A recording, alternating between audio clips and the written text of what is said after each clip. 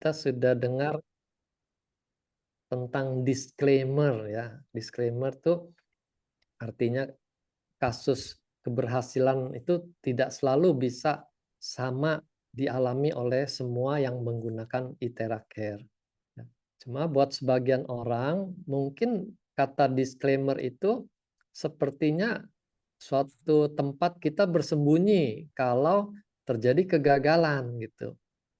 Jadi mentang-mentang ada disclaimer, kalau gagal kita akan menyoroti kata disclaimer itu. Kan memang tidak bisa sama hasilnya gitu ya.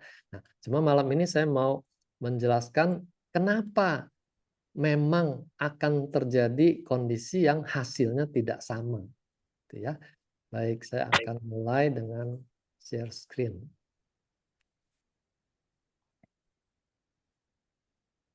Oke, bisa keluar ya.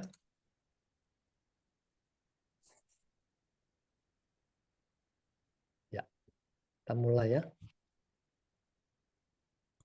Nah, jadi judulnya tentang 5 pilar kesehatan. Nah, saya mewakili PT Prive malam ini akan membantu memaparkan tentang 5 pilar ini supaya kita bukan sekedar blow saja, tapi kita benar-benar tahu apa sih yang membuat kita sehat, apa yang membuat kita sakit. Nah, kalau kita bicara sakit yang paling berat tuh kita bisa lihat tuh kondisi seperti orang di ICU di kanan ini ya. Sudah praktis tidak berdaya, hanya bisa berbaring, kabel-kabel terpasang, selang-selang terpasang, sekelilingnya penuh dengan alat-alat. Nah, ini tentu kita bayangkan penyakit yang sangat berat. Ya. Tapi penyakit ini tidak akan muncul dalam semalam, kecuali orang kecelakaan. Nah, kalau kecelakaan sehat-sehat, lalu kena ditabrak kendaraan yang berat misalnya, ya tentu langsung dia masuk ICU seperti ini. Tapi kebanyakan kasus tidak demikian. Ya. Pada umumnya semua penyakit itu dimulai dengan yang namanya faktor risiko. Nah, ini kita sudah kenal sebagian besar ya. Darah tinggi, kencing manis, kolesterol, trigliserid, dan sekarang obesitas termasuk sebagai salah satu faktor risiko. Lalu yang lebih kecil tuh asam urat juga itu paling tidak dia bikin darah jadi lebih kental. Ya. Lalu kebiasaan merokok juga termasuk sebagai daftar resmi faktor risiko. Jadi mereka yang merokok ini sudah punya satu faktor risiko. Kalau ada 2-3 faktor risiko muncul bersama-sama, itu kemungkinan untuk sakit tuh jauh lebih dekat. Ya. Jadi musuh tuh tidak jauh-jauh lagi, itu makin mendekati. Nah, selain yang sudah umum dikenal sebagai faktor risiko, masih ada faktor risiko lain-lain, nah, termasuk yang bikin darah kental misalnya ya. Saya soroti salah satu tadi mengenai obesitas. Nah, di negara barat ya Amerika, Eropa ini angka kejadian obesitas nih makin lama makin banyak, makin tinggi. Dan di Asia yang dulu dikenal orangnya ramping-ramping juga sekarang sudah mulai banyak orang yang mengalami obesitas ini. Nah, obesitas ini ternyata bukan sekedar orang banyak makan, lemaknya jadi berlebih gitu ya. Tapi rupanya di dalam tubuhnya sudah terjadi kelainan metabolisme. Jadi disebut metabolic syndrome.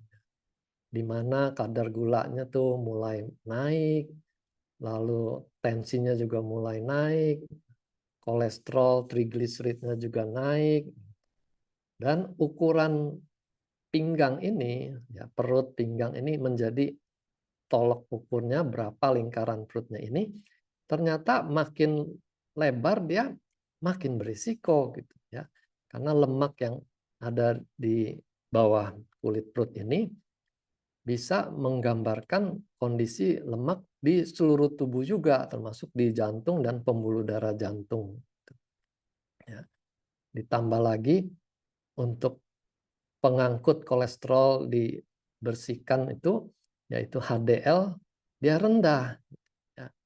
Nah, jadi kombinasi ini semua membuat orang yang gemuk ini lebih dekat lagi pada kejadian penyakit.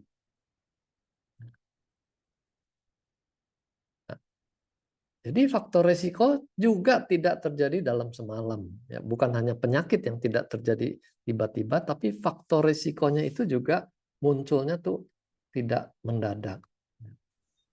Ini ibarat tabungan ya, penyakit, faktor risikonya itu makin lama makin tinggi, itu seperti kita menabung. Satu waktu nanti waktu cek darah, nilai labnya mulai muncul tanda bintang, gitu ya. Berarti tabungannya sudah melebihi batas. Nah, cilakanya tabungan faktor resiko ini berupa munculnya penyakit, ya, bukan tabungan yang menyenangkan, tapi ini yang beresiko. Kalau sudah sakit, baru orang tuh mau repot-repot mencari obat. Sudah begitu juga berharap begitu makan obat penyakitnya langsung beres semua, ya.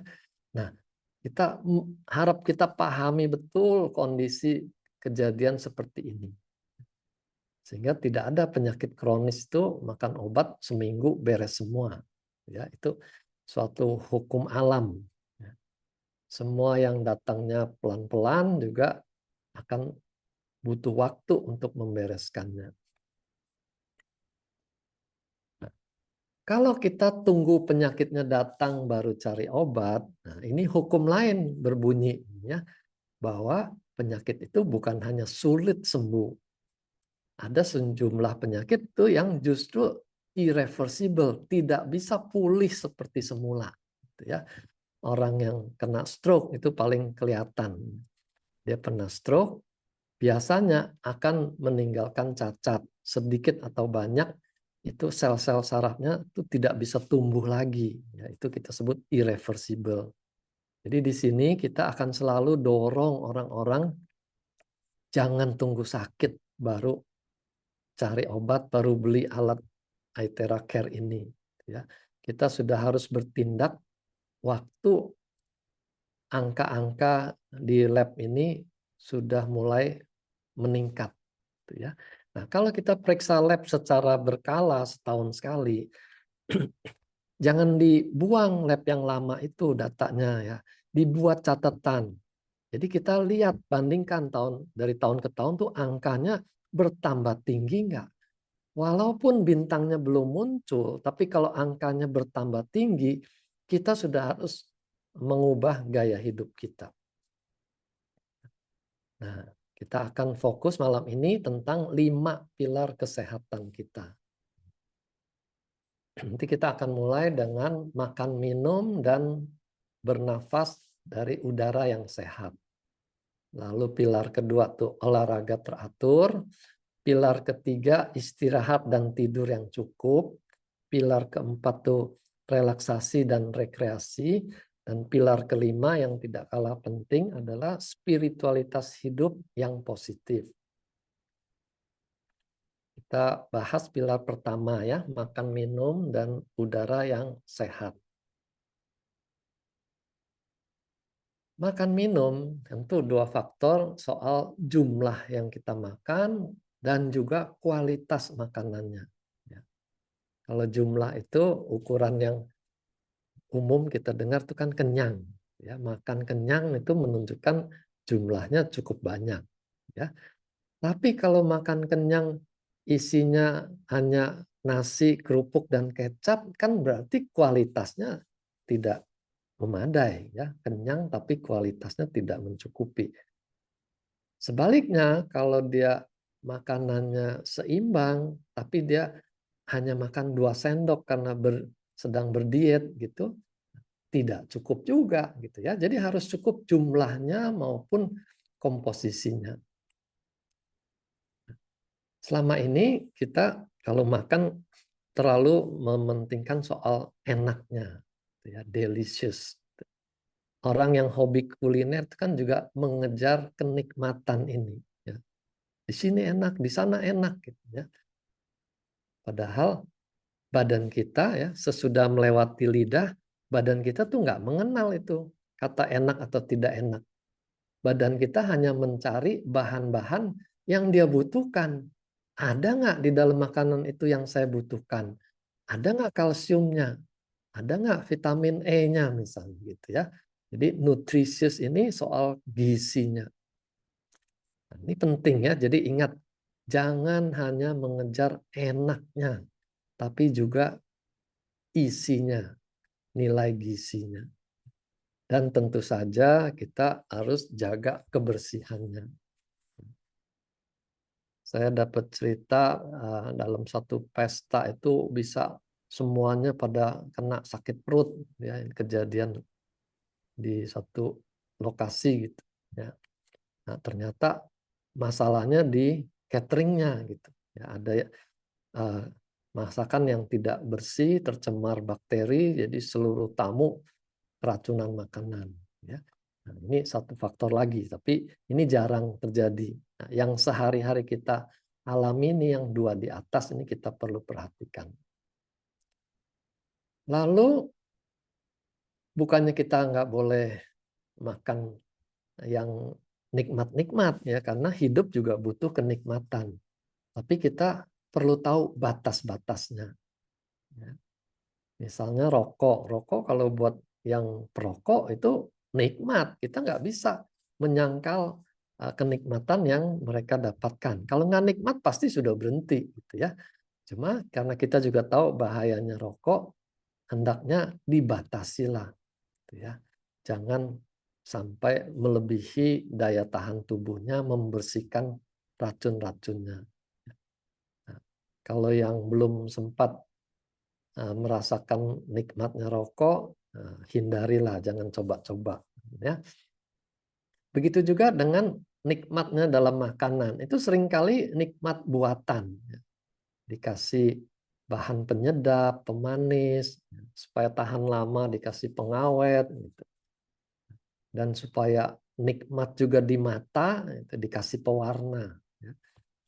Saya dapat info itu warnanya ikan salmon itu aslinya tidak merah gitu. Warnanya pucat-pucat. Ya. Tapi kalau beli daging ikan warnanya pucat, mungkin orang nggak jadi beli gitu, nggak menarik. Dikasihlah pewarna supaya warna ikannya tuh menarik. Ya. Ada juga makanan yang dibuat oleh manusia, yaitu margarin. Ya. Nah ini sekarang ini sudah dimasukkan dalam daftar yang harus dicoret dari makanan kita sehari-hari. Karena margarin ini ternyata tidak bisa dicerna oleh tubuh kita. Jadi sampahnya banyak yang dia tinggalkan. Lemak, garam, kita tahu dua ini juga bikin masakan tuh jadi nikmat. Coba kalau minum susu yang non-fat, tidak ada lemaknya. Itu rasanya sangat nggak enak, hambar. Makanan tuh jadi enak kalau dia ada kolesterolnya, gitu, ada lemaknya. Tapi karena kita juga tahu kolesterol itu bisa mengganggu kesehatan, ya kita batasi. Demikian juga dengan garam. Makanan nggak pakai garam seperti apa rasanya? Tapi kalau orang sudah sampai rusak ginjalnya, dia harus pantang garam. Gitu. Jadi di sini kita tahu bahayanya kalau garam ini berlebihan. Jadi semua yang bikin nikmat, ya, manis, lemak, dan garam itu bisa bikin penyakit, bisa bikin faktor resiko. Manis bikin darah gula naik, lemak bikin kolesterol naik, garam bikin tensi naik. Jadi kita harus batasi. Ini kebiasaan kita kan, delicious, nikmat. maknyus gitu ya. Tapi kita sudah mulai tahu bahwa yang bikin nikmat ini ujung-ujungnya bisa mendatangkan penyakit.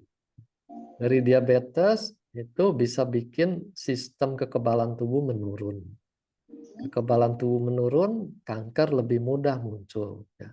Sekarang untuk pasien kanker tuh mulai disoroti peranan manis ini, harus ditekan gitu ya. Kalau bisa tuh tidak ada lagi gula yang masuk. Kalau karbohidrat dari makanan masih bisa ditolerir, tapi gula pasir itu gula yang jelas hanya gula itu tidak lagi disarankan pada pasien kanker gitu ya. Nah, tapi kita juga jangan tunggu cancer baru mengambil langkah-langkah pencegahan ya. Mulai sekarang kita sudah harus biasakan kurangi manis-manis. Coba perhatikan kulkasnya. Kalau kulkasnya berisi dengan minuman-minuman yang manis, mulailah kurangi. Jangan lagi stok minuman manis di dalam kulkasnya. Itu juga asin ya. Asin bikin tensi naik, lama-lama tensinya akan merusak ginjal, terjadi gagal ginjal. Jangan tunggu gagal ginjal baru mau taat kurangi asin karena terpaksa. Jangan ya. Karena gagal ginjal juga termasuk penyakit yang irreversible ya, tidak gampang dia bisa pulih kembali. Nah, kolesterol ini belakangan kan kontroversi katanya sudah aman, nggak apa-apa makan kolesterol ya. Nggak juga gitu ya. Jadi tidak ada makanan yang aman tanpa batas gitu. Semua yang berlebihan itu pasti akan mendatangkan masalah. Nah, kolesterol ini tetap diwaspadai, dia bisa menimbulkan plak, khususnya LDL ditambah dengan peradangan. Jadi ada LDL, ada radang, ditambah lagi dengan ada gula, itu sangat mudah terjadi plak di pembuluh darah. Ya, jadi kita masih waspadai, jangan sampai pembuluh darahnya tersumbat, baru kita berpikir ulang, wah kalau begitu berita tentang kolesterol aman tuh salah dong. Ya, percuma kita sudah jadi korbannya. Ya. Jadi jaga remnya dalam makanan, jangan berlebih-lebihan. Karena kalau pembuluh darah ini sudah tersumbat, tinggal tunggu waktunya. Dia mentok, dia kena serangan jantung. Ya. Kalau mampetnya di otak, kena stroke. Ya.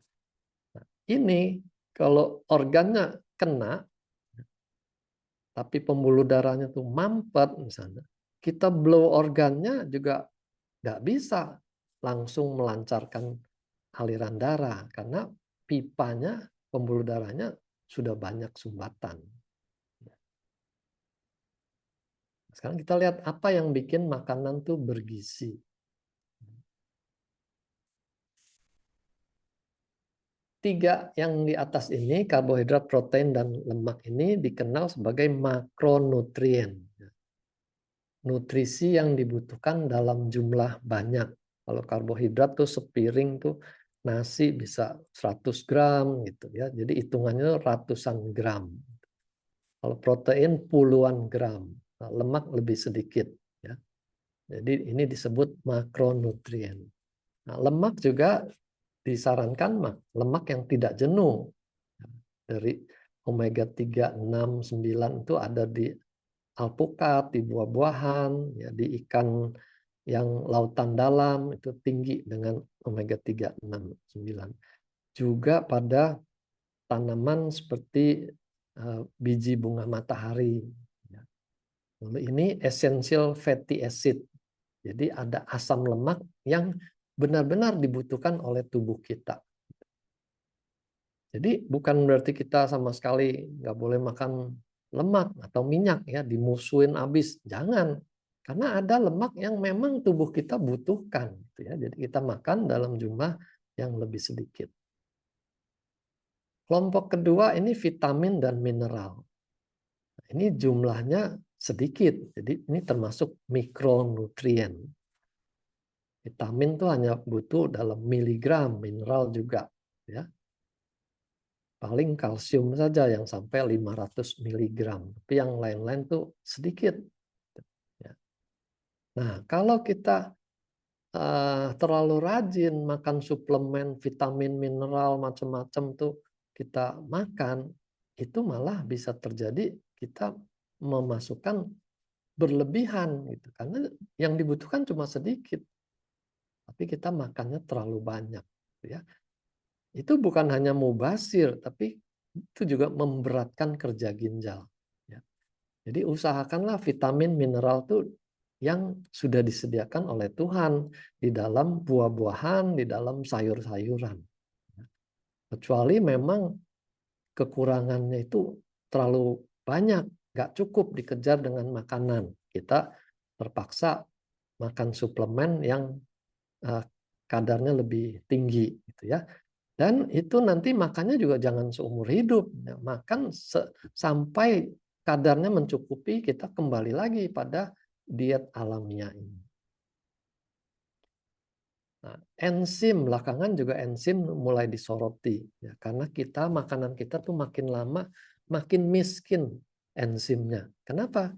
Karena semua dimasak, apalagi masuk microwave, ya, digoreng dengan minyak yang sangat panas, ya, itu hilang semua enzimnya. Akhirnya kita makan makanan yang tidak ada enzim lagi. Akibatnya makanan yang dimakan itu tidak bisa dicerna dengan sempurna. Ampasnya banyak, sampahnya banyak.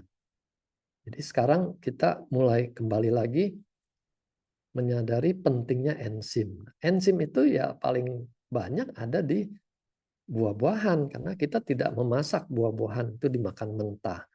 Juga di dalam sayuran yang bisa dilalap, itu enzimnya masih utuh. Tapi kalau sudah digodok, itu enzimnya pasti rusak. Ya. Kemudian antioksidan. Ini juga belakangan menjadi penting karena disadari penyakit juga muncul dari radikal bebas. Antioksidan ini menangkal radikal bebas. Nah, kita juga jangan latah mengejar suplemen generasi baru yang antioksidannya paling kuat, gitu ya. Di sini bukan soal adu kuat, ya. Kita butuh antioksidan itu juga tidak satu macam. Dibutuhkan macam-macam antioksidan karena mereka punya fungsi masing-masing dan mereka perlu bekerja sama untuk menghasilkan hasil yang optimal, gitu ya. Nah, antioksidan ini pada sayur dan buah itu bisa kita lihat dari warnanya. Jadi makin tua warna buah dan sayur itu biasanya makin tinggi kadar antioksidannya. Tapi kalau yang pucet-pucet itu kurang dia kadarnya. Lalu ada juga belakangan makin disoroti peranan probiotik. Ya, probiotik itu kuman yang ada di usus, ya, flora usus yang mestinya normalnya ada di usus kita. Tapi kalau orang banyak makan antibiotik, banyak yang mati kuman-kuman itu, sehingga kumannya tidak seimbang lagi. Jadi mulailah ditawarkan produk-produk yang berisi probiotik ini. Ya. Nah, sebenarnya kalau kita makan sayur dan buah, itu di dalamnya sudah ada yang namanya prebiotik. Prebiotik ini merupakan makanan bagi probiotik yang normal ada di usus kita. Jadi kita seperti memberi pupuk pada kuman usus normal kita sehingga jumlahnya meningkat. Jadi normalnya mestinya kita tidak perlu mengimport probiotik dari luar. Tapi kalau kumannya memang sudah berantakan karena kebanyakan antibiotik dan obat-obat lainnya, ya kita terpaksa minta import dari luar, ya. Jadi sekarang ada sediaan probiotik, ditambah prebiotik, ditambah lagi sekarang postbiotik. Bahan-bahan yang memang sudah ada di dalam lingkungan dari probiotik ini. Nah, ini adalah perkembangan teknologi, tapi bukan berarti kita semua wajib makan ini karena normalnya usus kita sudah tersedia semua kalau makanan kita ini terjamin. Nah, terakhir serat. Serat ini mungkin tidak punya nilai gizi, tapi dia penting. Ya. Nanti ada serat yang tidak larut, itu peranannya untuk menyikat usus. Lalu ada serat yang larut, jadi kalau kita aduk itu dia bisa larut dalam air, itu nanti dia bisa mengikat kolesterol yang ada di dalam usus supaya tidak diserap oleh usus kita gitu ya. Dia jadi membantu menurunkan kolesterol. Ya. Nah, ini makanan minuman yang mestinya kita makan. Di mana peranan terahertz ini? Kita lihat ya.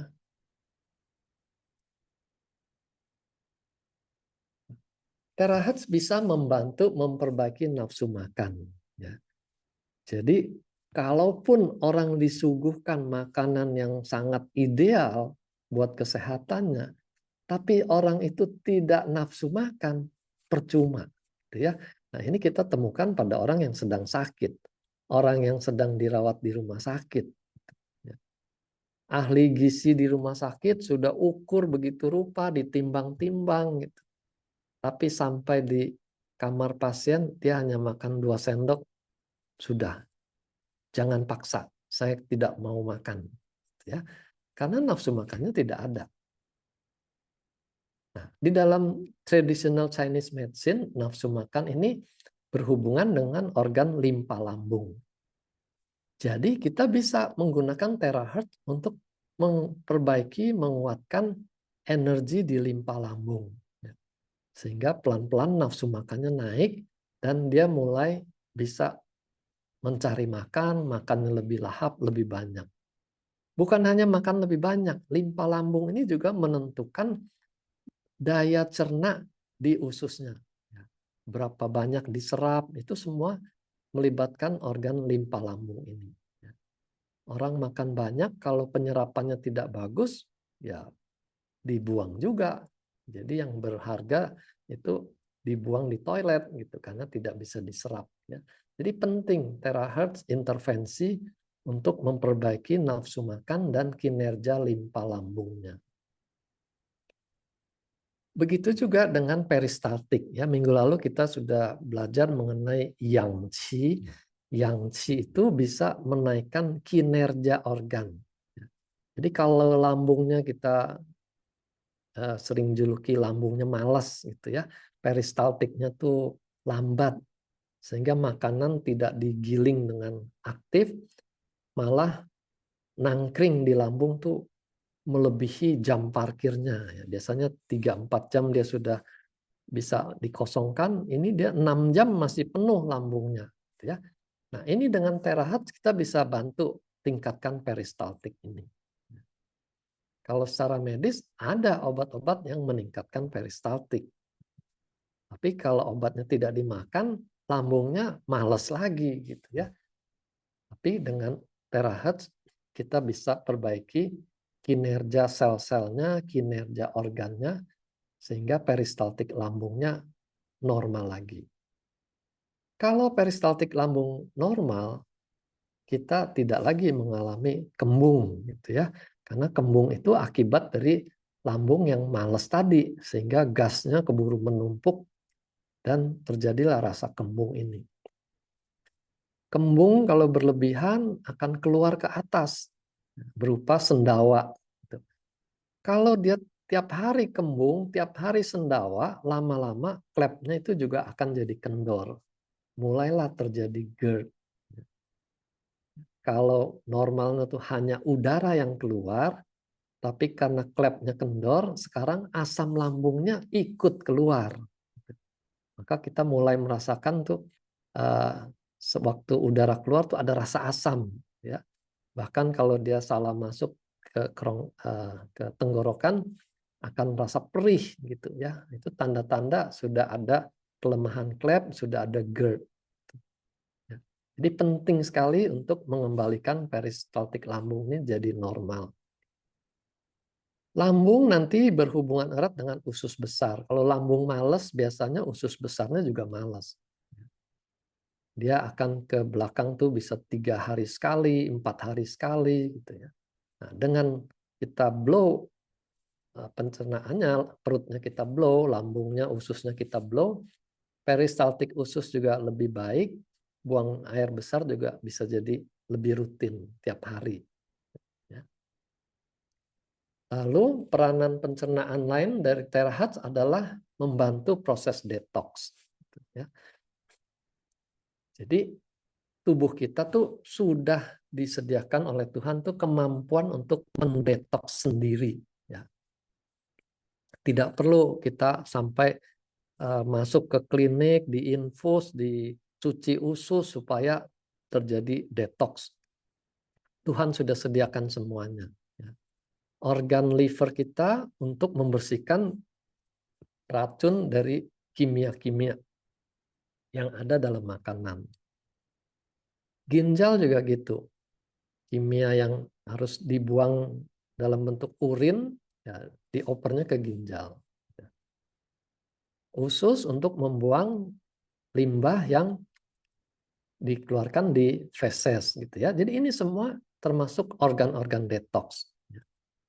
Kemarin ada pertanyaan mengenai keringatnya jadi pekat sampai bajunya tuh kelihatan berwarna setelah dilakukan terahat. Nah, ini karena kulit juga merupakan organ detox. Ya. Jadi dengan menambahkan terahat kita membantu proses detox ini.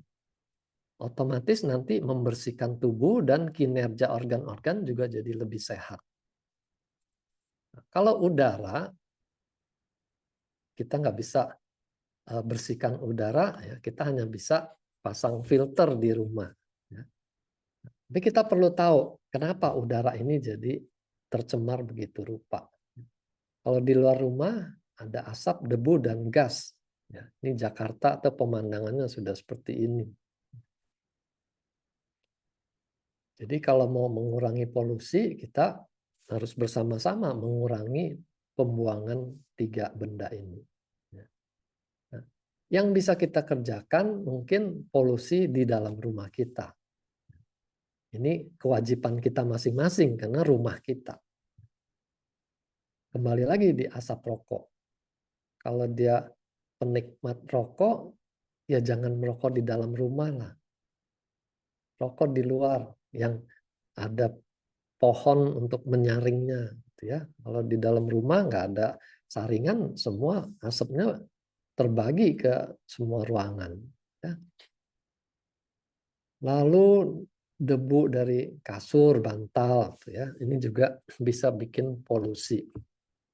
Jadi bayangkan kalau debu bantalnya banyak debu, orangnya tidur tengkurap, gitu, maka sepanjang malam paru-parunya menjadi vakum cleaner, menyedoti semua debu yang ada di situ, gitu ya.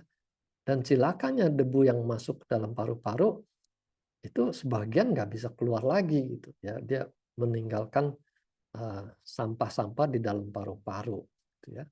Nah, untuk mereka yang alergi, yang ada sesak nafas, wajib ini dikurang-kurangi. Ya. Kalau enggak nanti makin sesak.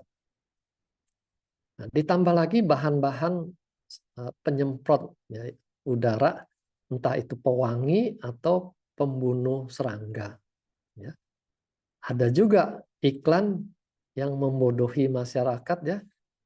Obat serangga dicampurkan dengan pewangi, lalu iklannya menunjukkan oh betapa harumnya ruangan ini gitu ya. Itu iklan yang sangat menyesatkan karena kita disuruh menghirup racun serangga dengan senang hati gitu ya. Jangan lakukan itu. Lalu olahraga. Ini pilar yang kedua. Ada olahraga jenis isotonik. Ini yang kita kenal senam aerobik, ya.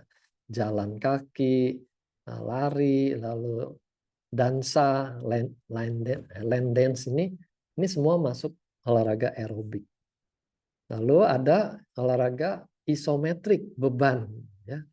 Jadi ototnya yang dibebani supaya ototnya jadi kuat dan juga tulangnya jadi lebih kuat. Ini penting untuk kekuatan otot dan tulang. Ya, orang yang osteoporosis dia perlu olahraga beban ini supaya lebih kuat. Nah, selain 2 di atas, ada lagi yang juga penting, yaitu kelenturan, stretching. Karena kalau tidak lentur, otot gampang cedera, persendian gampang keseleo. Gitu, ya. Jadi penting sekali kelenturan ini. Kalau di tempat gym tuh ada yoga, pilates tuh untuk membantu mempertahankan dan meningkatkan kelenturan ini. Nah, selain olahraga yang sudah umum dikenal, ada lagi olahraga yang khusus untuk paru-paru yang kita kenal sebagai senam pernafasan. Ya, Tai Chi, Qigong itu semua termasuk di situ. Dia tidak membebani otot ataupun paru-paru jantung, tapi dia lebih fokus pada pergerakan energi lewat paru-paru. Ya.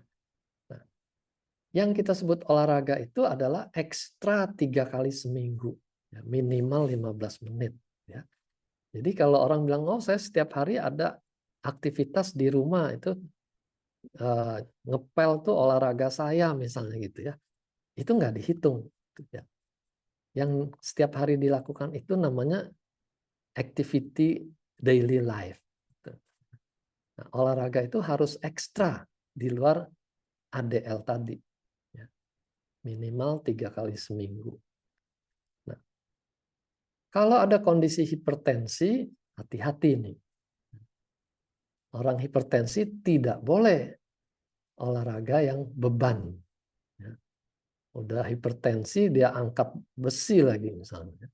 Karena waktu dia angkat beban tuh tensinya langsung melonjak. Ya. Sebaliknya orang yang obesitas tidak boleh olahraga yang bersifat lari, ya, karena lututnya dan ankle-nya ini akan menjadi korban, gitu ya, akan cedera.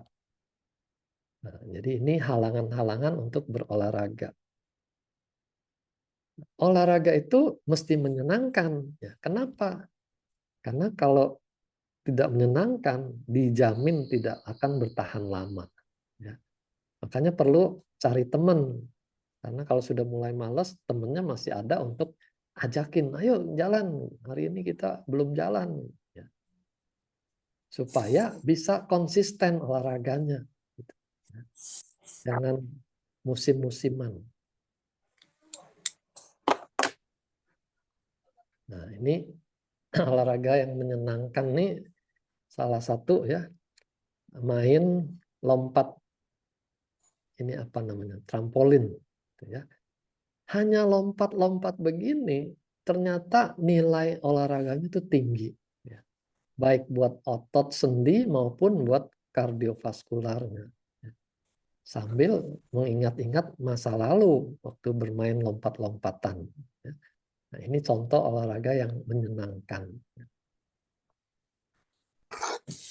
Manfaat fisik dari olahraga ternyata bukan hanya untuk nilai aerobiknya, ya, paru-paru jantungnya jadi lebih kuat, ya, tapi juga buat tulang dan ototnya, khususnya lutut. Ya, orang tua tuh penyakit mulai dari lutut. Dengan berolahraga dia bisa mempertahankan lututnya tetap sehat dan dia bisa beraktivitas sampai usia lanjut. Nah, selain itu, ternyata otak juga sangat diuntungkan dengan berolahraga. Ya. Karena aliran darah ke otak akan bertambah juga, sehingga otaknya lebih mendapatkan oksigen Andrew ya Pak. gizi. Thank you Pak. Ya. Praktis seluruh organ, suplai darah ke seluruh tubuh itu akan meningkat kalau kita berolahraga. Ya. Selain fisik juga manfaat mentalnya. Olahraga itu antidepresi. Orang yang depresi kan biasanya sudah malas untuk beraktivitas. Dia harus paksakan dirinya untuk beraktivitas. Karena begitu dia mulai beraktivitas, akan keluar hormon-hormon, ya, misalnya serotonin, yang mempunyai khasiat antidepresan. Ya. Jadi penting sekali berolahraga, penting sekali kita mengajak teman berolahraga, karena kita tidak tahu, mungkin dia masuk dalam kondisi depresi ringan, ya, kita sudah membantu dia. Nah, ini tadi hormon-hormon bukan hanya serotonin ya, tapi juga hormon kepuasan mencapai prestasi, dopamin tuh ya. Jadi kalau hari ini bisanya hanya satu lingkaran, tapi setelah sebulan, saya sudah bisa 8 putaran. Nah, itu dopaminnya keluar karena dia menghargai tubuhnya sudah berprestasi gitu ya. Lalu rasa dicinta, rasa bahagia itu semua bisa keluar lebih banyak dan menjadi manfaat tambahan dalam berolahraga. Terahat dalam olahraga bisa bikin apa? Ya. Jadi pertama, dia meningkatkan produksi energi. Makanya orang yang habis di blow tuh bisa rasanya lebih enteng, lebih ringan untuk beraktivitas. Ya. Karena terahat nanti mengeluarkan ATP di mitokondria. Ya. Jadi ATP-nya lebih banyak, dia lebih bertenaga. Lalu otot-otot juga dibikin tuh lebih ringan. Ini susah dijelaskan, tapi fakta orang yang di blow itu rata-rata akan mengatakan, wih sekarang jadi enteng gitu ya. Nah, kalau ototnya jadi enteng, rasa malas untuk berolahraga itu akan berkurang. Dia akan lebih mau diajak berolahraga. Ya. Nah, ini semua karena aliran energi dan darahnya lebih lancar. Kalau dia sudah berolahraga, timbunan asam laktat di otot tuh akan lebih cepat terurai. Dibongkar, dibawa ke liver, dibersihkan. Sehingga rasa penat, rasa sakit sesudah berolahraga itu tidak berlama-lama. Dan dia siap untuk kembali berolahraga dalam waktu dekat.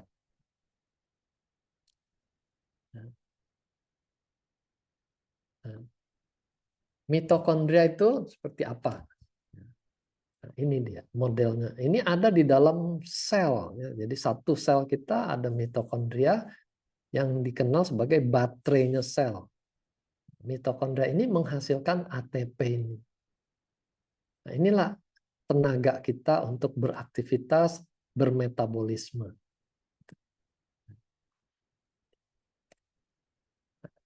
Olahraga selain meningkatkan produksi ATP ya karena dia dibutuhkan dalam jumlah yang terus-menerus selama dia berolahraga gitu. Ternyata olahraga juga mengaktifkan berbagai metabolisme di organ-organ. Nah, ini pankreas. Ya. Jadi dengan berolahraga gula darah akan lebih terkontrol. Dengan berolahraga jantung lebih kuat memompa aliran darah. Sehingga nanti denyut jantungnya tidak perlu cepat-cepat gitu karena ototnya sudah tambah kuat, dia cukup sekali pompa sudah beredar kemana-mana. Lalu lemak ini akan lebih banyak terbakar, ya, lipid ini akan turun. Ototnya kalau dia olahraga akan lebih tersuplai darahnya, kalau olahraga beban ototnya akan lebih besar, lebih kokoh, pekerjaan juga jadi lebih ringan. Ya. Lalu ke pembuluh darah, ke liver, ini dia membersihkan toksin-toksin juga dengan lebih cepat lagi. Nah, ini penggunaan glukosa sebagai energi. Jadi orang yang makan manis itu sebenarnya nggak salah kalau dia pakai untuk berolahraga. Ya. Karena olahraga ini membutuhkan gula sebagai sumber energi. Nanti gula akan diubah, pirufat ini didaur ulang di dalam sel, dipakai untuk bikin tenaga lagi. Ya. Kalau olahraganya berkepanjangan, mulai ngos-ngosan, itu oksigennya kurang. Nah, kalau oksigen kurang ini akan ada sampah yang diproduksi yang namanya laktat, asam laktat. Jadi kalau ototnya dipakai lari maraton misalnya, ini asam laktat di otot tuh akan menumpuk gitu. Makanya besoknya tuh pada jarem. Otot-otot tuh sakit semua karena asam laktatnya numpuk. Asam laktat ini akan dibawa dalam aliran darah, masuk ke liver, dibersihkan. Jadi kalau kita blow ototnya, blow livernya, kita mempercepat pembersihan asam laktat ini. Sehingga besok sudah siap lagi untuk olahraga yang baru lagi. Jadi ini peranan liver. Sekarang pilar ketiga, istirahat yang cukup. Kita bagi sekedar beristirahat atau benar-benar tidur. Istirahat tuh bisa sekedar duduk, dengerin musik, nggak kerjakan apa-apa, ya relaksasi, atau tidur siang istilahnya, ya nap. Jadi ini tidur hanya seperempat jam, setengah jam, gitu, ya. Tapi sudah cukup untuk memulihkan energi kita, khususnya energi di otak, ya. Atau malam hari yang kita benar-benar tidur sampai 8 jam itu, ya, berjam-jam kita tidur. Nah, di sini perlu diperhatikan. Ternyata jumlah jam itu belum menentukan kualitas tidur, ya. Jadi ada orang tidurnya bisa 8 jam, bahkan 10 jam gitu. Tapi kualitasnya jelek. Nah, tandanya apa kalau kualitas tidurnya cukup? Kalau bangun dia rasa segar. Segar, fit, siap untuk beraktivitas di pagi hari. Tapi kalau bangun tuh rasanya malah lebih capek daripada sebelum tidur, itu kualitas tidurnya nggak benar, gitu ya. Walaupun dia kelihatan tidur begitu lama. Nah, jadi ini model gangguan tidur. Tidak selalu orang gangguan tidur tuh melek sampai subuh, gitu ya. Itu orang yang sukar jatuh tidur. Malah dia tidurnya sudah mendekati subuh dia baru tidur gitu. Sebentar lagi alarmnya sudah bunyi dia harus bangun, ya otomatis dia kurang tidur. Ada juga orang yang tidurnya gampang tapi mudah terbangun, ada bunyi apa juga dia bangun gitu. Nah, ini kan menunjukkan dia tidurnya tidak dalam, ya, tidak pulas. Orang yang tidurnya tidak pulas, dia merasa dia tidak tidur gitu ya. Jadi mungkin sering terjadi nih pada pasangan, saya kemarin nggak bisa tidur gitu. Lalu pasangannya bilang, nggak bisa tidur gimana? Kamu ngorok begitu. Tapi buat orang yang bilang tidak bisa tidur, itu dia benar-benar merasa tidak tidur benar gitu ya. Karena mudah terbangun. Atau tidurnya diganggu dengan mimpi-mimpi buruk sehingga dia tidak bisa beristirahat dengan penuh gitu ya. Nah, ini semua menimbulkan orang tidurnya jadi sedikit. Nah, gangguan tidur ini nanti akan bikin banyak penyakit juga. Nah, Terahat bisa membantu masalah tidur ini. Kita blow di belakang, di tulang belakang, di kiri kanannya itu bisa merelaksasi saraf dan otot-otot di belakang. Itu penting untuk membantu otak kita juga merasa rileks. Banyak orang habis di blow dia langsung merasa ngantuk. Bisa juga blow-nya siang, tapi malamnya tidurnya pules sampai pagi, gitu ya. Nah, ini menunjukkan efek relaksasi yang ditimbulkan oleh terahertz. Jadi kualitas tidurnya udah pasti dia lebih dalam. Banyak yang kasih kesaksian, wah saya tidur kayak orang mati katanya gitu ya. Dia nggak dengar apa-apa, tahu-tahu bangun sudah kesiangan. Itu menunjukkan efek terahertz benar-benar bekerja. Buat orang yang tangan kakinya dingin, itu juga bisa mengganggu tidur nyenyaknya. Kalau kita blow tangan dan kakinya, dia lebih hangat, tidur dalam kondisi hangat, dia tidurnya juga bisa lebih pulas. Oke, nah di sini orang yang dingin ini blow-nya menjelang dia tidur. Sekali lagi indikatornya tidurnya, bangunnya akan lebih segar dan lebih berenergi. Ya. Bisa langsung lompat dari tempat tidurnya. Ya. Lalu rekreasi dan relaksasi. Ya. Ini benar-benar bukan hanya fisiknya yang beristirahat, tapi mentalnya juga semuanya diajak beristirahat. Nah, supaya bisa berkreasi kembali. Itulah kata rekreasi, artinya bisa berkreasi kembali. Kalau otaknya non-stop dipakai mikir, dipakai untuk stres, itu sudah nggak ada lagi kemampuan untuk menciptakan hal-hal yang baru. Ya. Nah, ini beberapa aktivitas yang bisa membantu relaksasi dan rekreasi ini. Nah, dansa ini mencakup olahraga fisik plus relaksasi dan rekreasi. Ya, jadi bersyukurlah yang bisa dansa. Nah, menjalankan hobi juga termasuk. Jadi orang yang berkebun kelihatannya dia capek berkebun sampai berkeringat begitu, gitu ya. Tapi kalau itu menyenangkan buat dia, itu merupakan sumber relaksasinya dan rekreasinya. Dia siram, pohonnya mulai berbuah, mulai berbunga, misalnya gitu. Itu menyenangkan buat dia.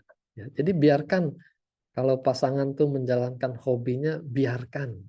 Jangan dikritik, jangan dikata-katain. Karena itu suatu hal yang menyehatkan dia. Ya. Pilar terakhir, spiritualitas hidup. Let go of everything that holds you down. Gitu ya.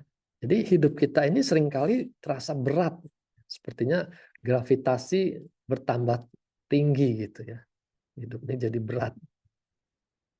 Tapi kita disarankan belajarlah melepaskan segala sesuatu yang memberatkan hidup ini. Makin banyak yang engkau lepaskan, makin tinggi kita, makin ringan gitu ya, makin terbang rasanya. Ya. Nah, ini hal-hal yang termasuk dalam spiritualitas positif.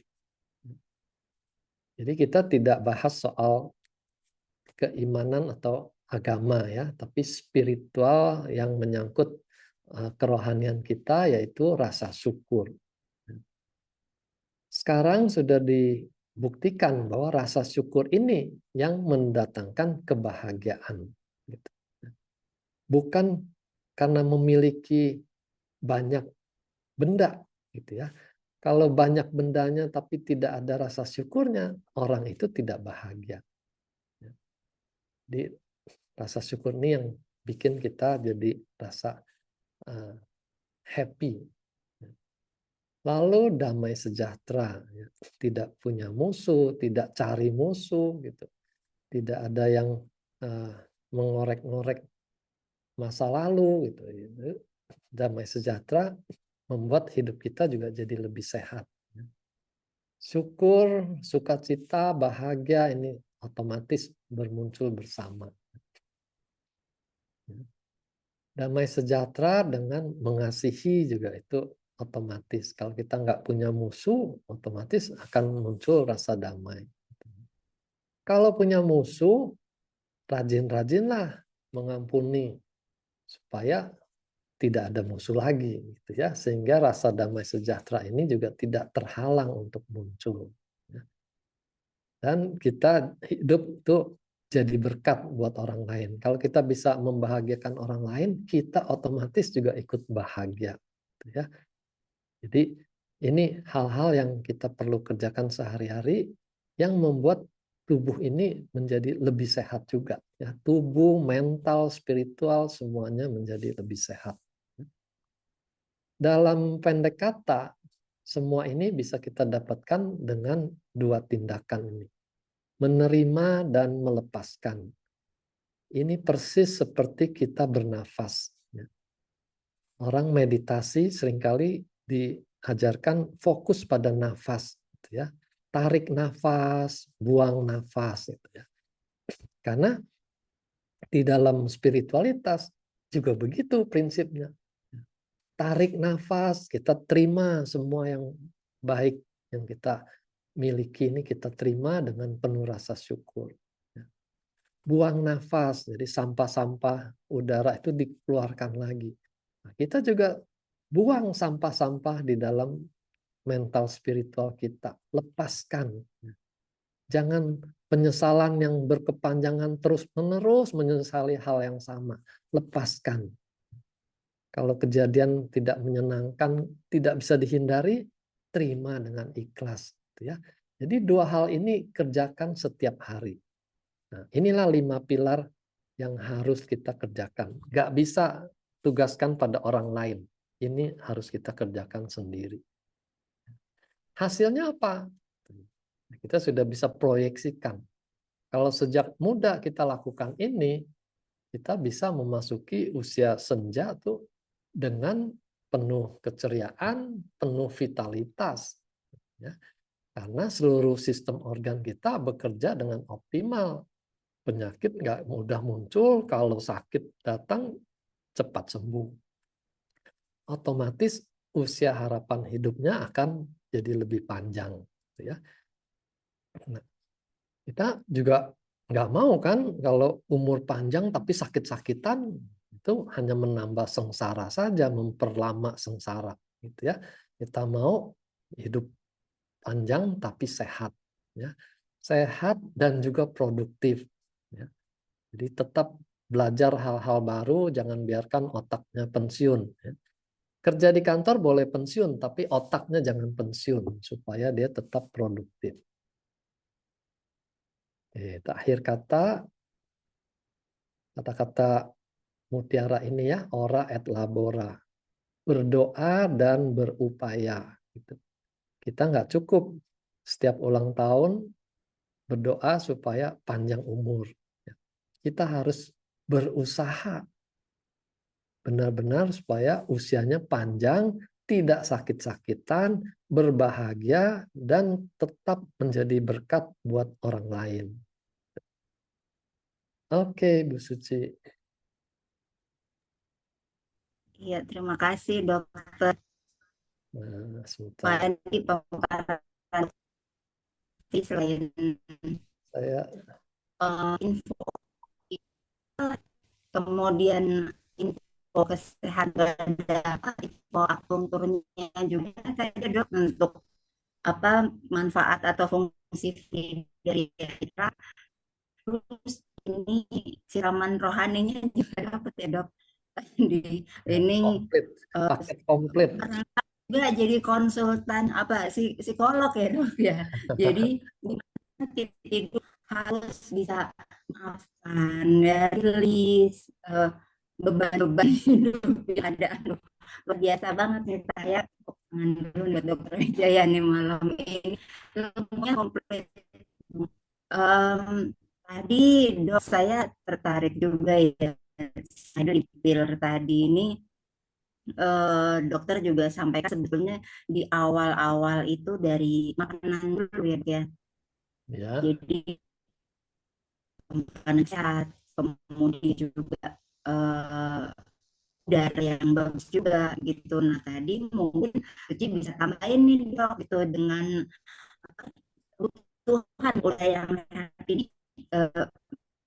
saya gitu. Nah, jadi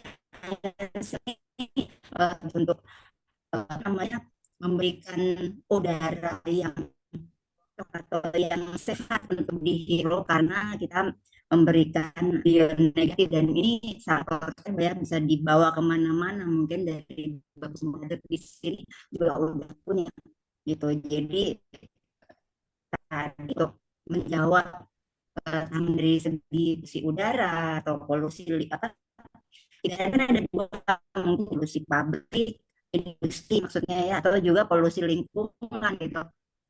Nah, jadi dengan adanya yang ini Pak Ibu juga bisa lebih terjaga lagi gitu atas kebutuhan dari udah.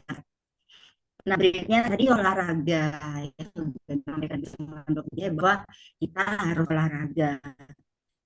Betulnya ini kan banyak juga di antara member-member kita ini kan usianya sudah tidak remaja, itu sih bilang nggak remaja, bukan sudah tidak remaja lagi. Nah, olahraga yang diasumsi kita ini kan wah ya memang harus berkeringat gitu ya, dan banyak mengeluarkan kalori gitu, bahkan untuk beberapa teman-teman yang memang pro diet gitu ya, baik itu yoga atau building muscle gitu, otot gitu, itu olahraganya mesti heboh gitu. Nah, tapi sebetulnya di untuk kebutuhan olahraga buat kita kita nih gimana sih dok? Ya, jadi tadi itu disesuaikan dengan kondisi. Ya, kalau dia tidak ada sakit penyakit, bisa berolahraga seperti yang lain-lain, ya silakan aja pilih. Ya. Mau aerobik atau beban atau permainan kayak bulu tangkis misalnya gitu ya. Asal dilakukan menurut kaidah olahraga. Saya banyak dapat orang-orang tuh yang main tenis tuh hanya weekend gitu ya, bersama teman-temannya habis dari kantor main tenis seminggu sekali. Padahal tenis itu olahraga yang berat. Nah, itu mukul bola dengan yang datang dengan kecepatan tinggi itu membutuhkan kesiapan lengan yang bagus. Ya, kalau tidak ya dia pulang tenis cedera sikunya gitu ya. Jadi semua itu ada kaidahnya, nggak bisa asal olahraga gitu ya. Nah di situ perlunya kita belajar lebih banyak apa pantangannya, apa yang harus dilakukan gitu. Nah kalau buat orang-orang yang lansia itu ya senam bersama itu paling cocok lah. Line dance itu senam karena habis acara kan mereka masih bisa kumpul-kumpul bersenang-senang gitu, ngobrol-ngobrol. Ya. Pokoknya olahraganya harus menyenangkan supaya bisa dilakukan terus-menerus. Oke, halo? Iya,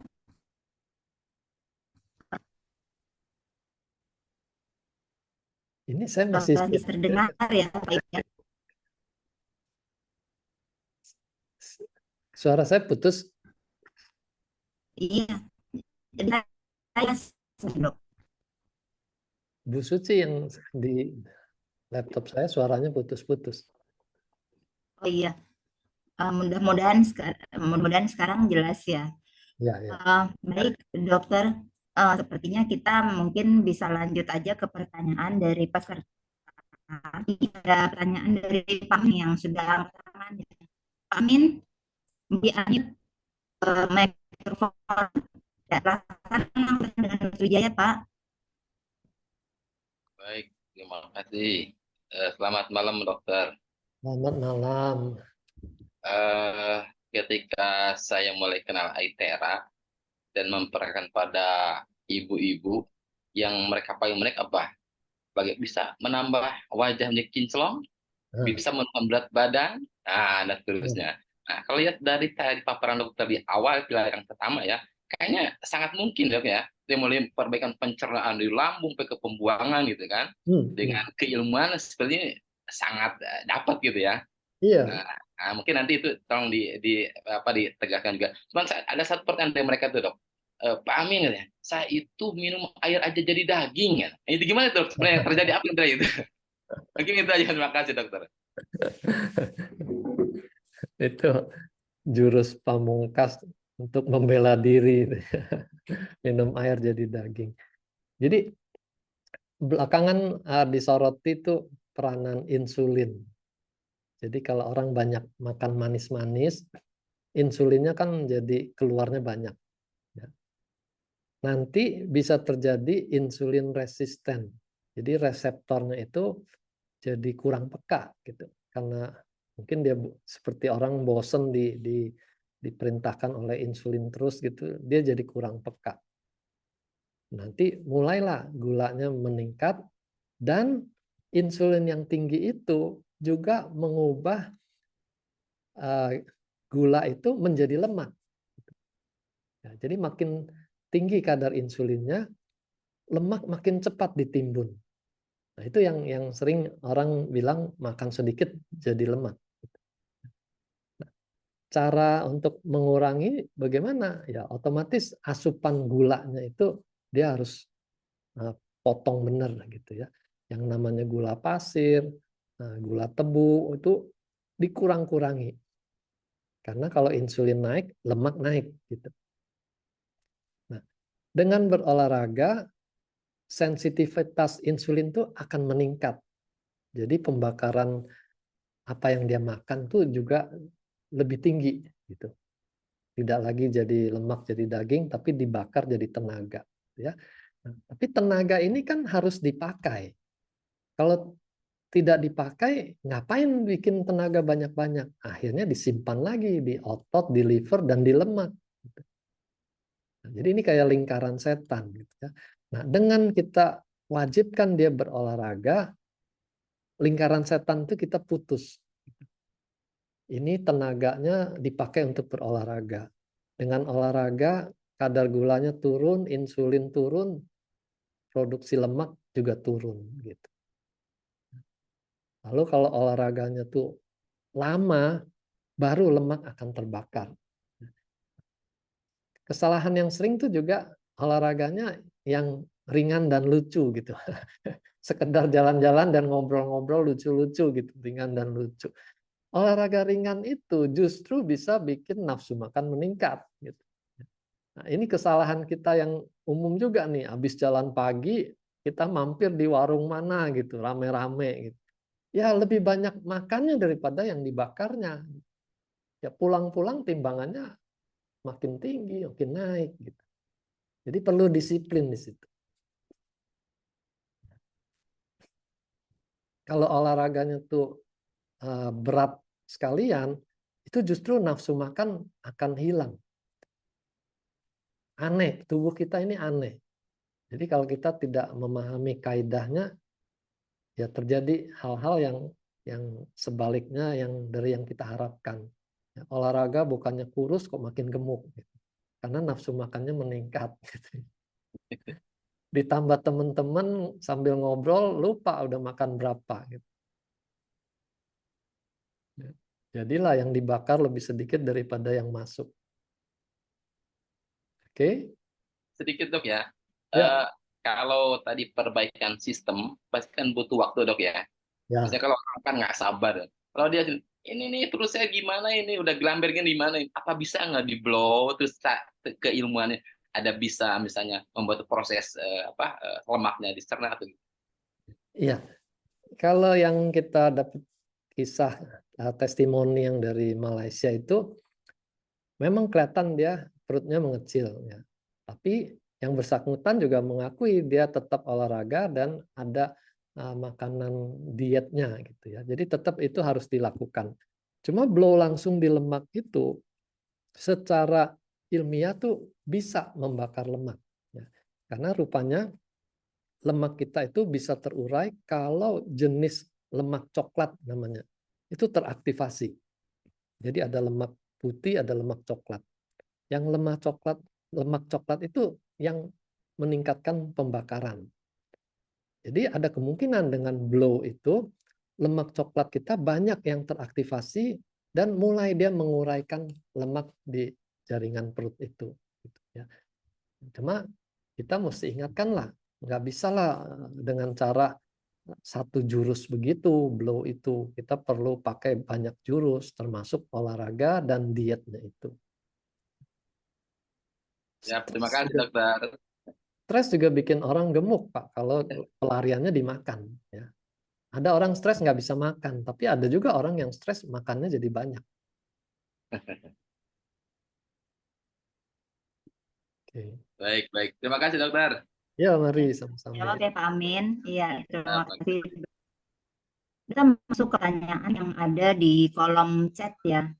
Ini ada Lucian Haryanto. Ini beliau punya pengalaman terapi bio pada orang yang sudah lansia. Dan sebelum diterapi itu beliau sifatnya ngantukan gitu dok, mudah mengantuk gitu. Tapi setelah dengan bio itu ada perubahan, tapi malah nggak jadi ngantukan gitu. Jadi badan lebih segar dan juga lebih aktif begitu. Nah, menurut dokter normal nggak kejadian seperti ini gitu ya. Tadi kalau disebutkan bahwa sebetulnya fungsinya juga salah satunya untuk merelaksasi gitu ya.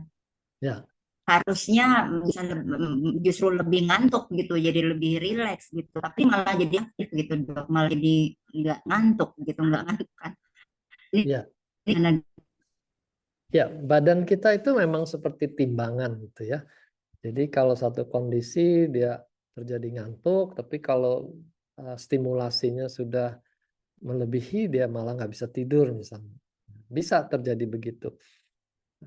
Umumnya kalau dia jadi ngantuk, bahkan tidurnya bisa langsung dan dalam, itu umumnya dia punya hutang jam tidur, hutang tidur. Gitu.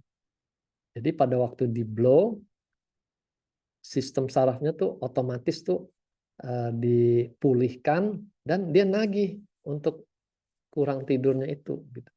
Tapi kalau orang itu sehari-hari tidurnya bagus, nggak ada hutang tidur, di blow, mungkin dia malah jadi segar gitu. Karena dia nggak punya hutang. Jadi energi yang dihasilkan dari terahertz dipakai untuk kesegaran. Gitu. Cerita. Iya. Hmm. Jadi intinya memang lebih ke situasi atau kondisi dari masing-masing individu ya dok ya. Kalau Ya, memang ternyata apa asupan tidurnya kurang, dia akan membayar hutang tidurnya itu gitu ya. ya, Tapi sebaliknya kalau memang tidurnya cukup, efeknya bisa jadi justru badan lebih segar, lebih bisa beraktivitas dengan aktif gitu ya. iya.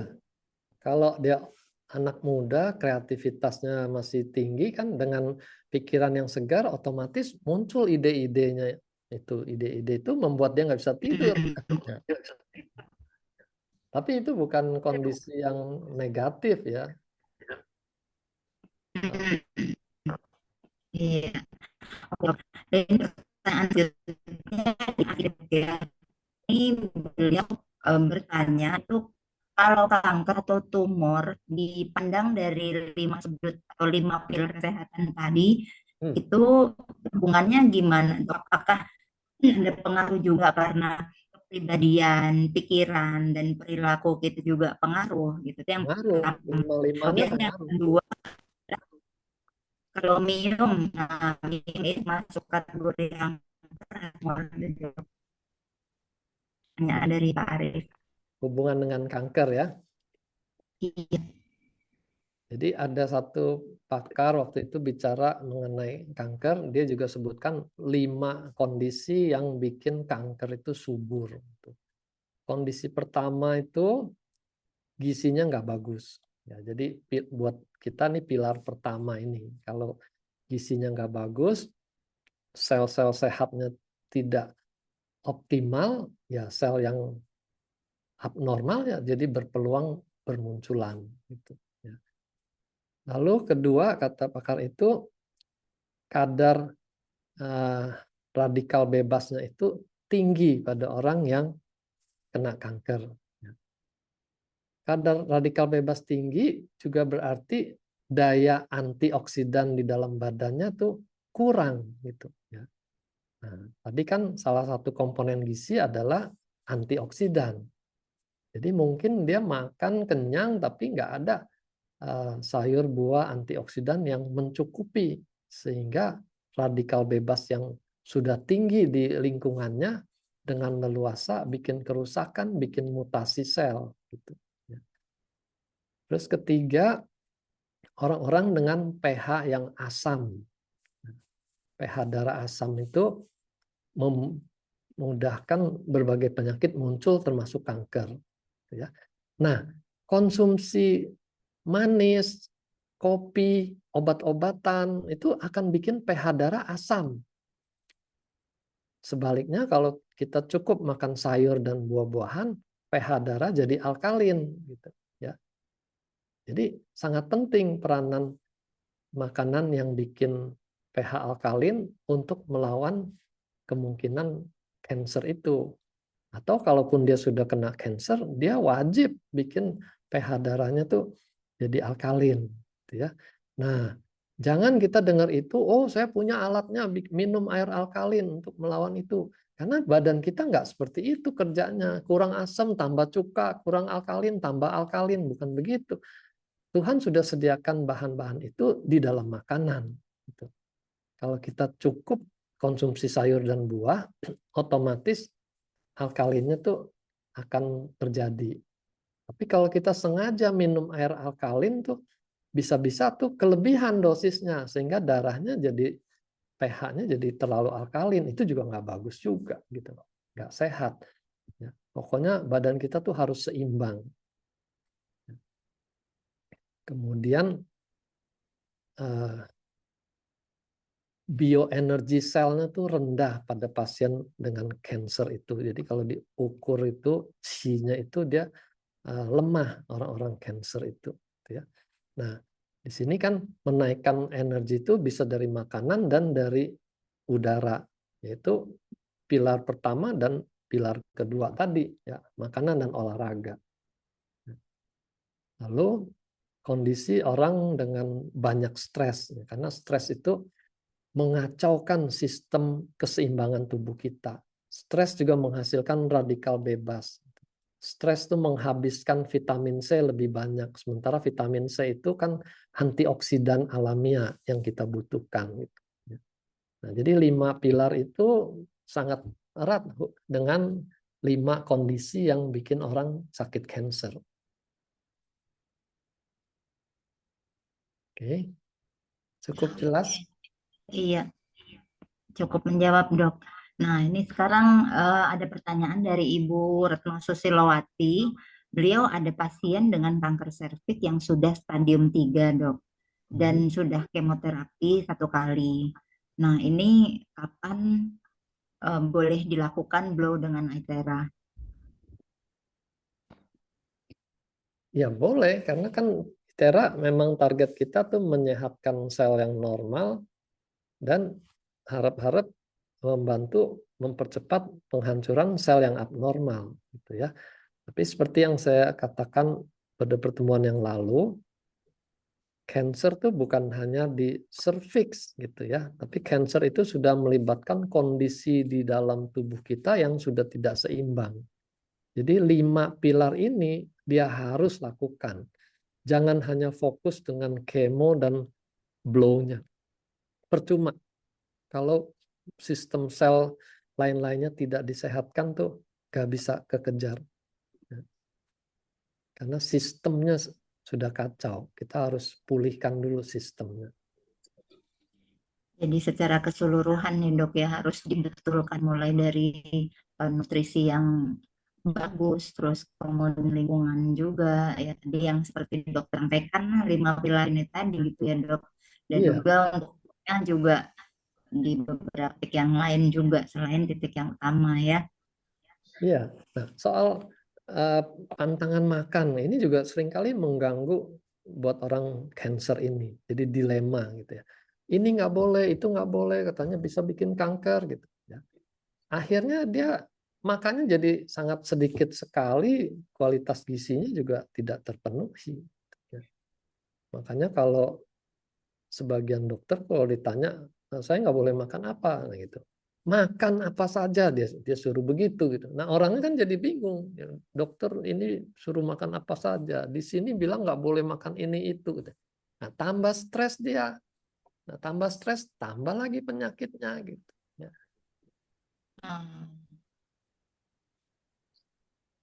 Jadi ya memang sebenarnya kalau untuk dari makanannya sendiri ya memang otomatis ada beberapa yang memang dipantang juga untuk menderita kanker ya, Dok ya.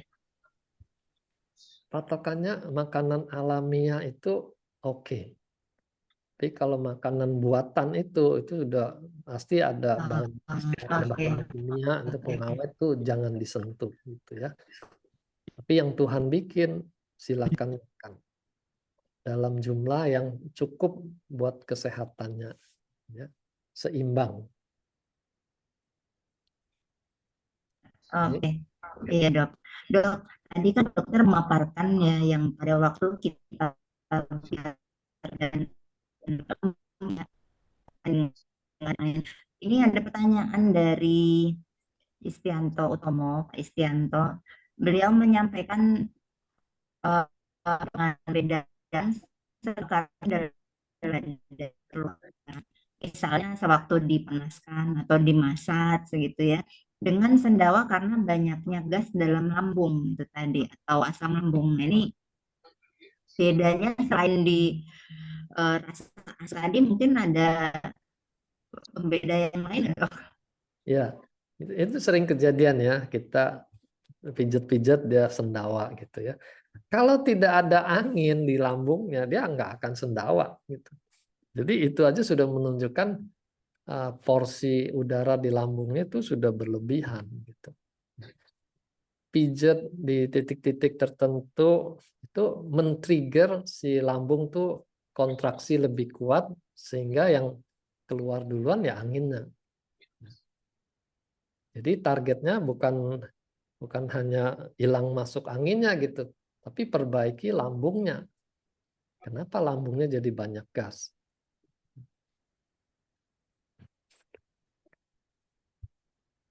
Oke.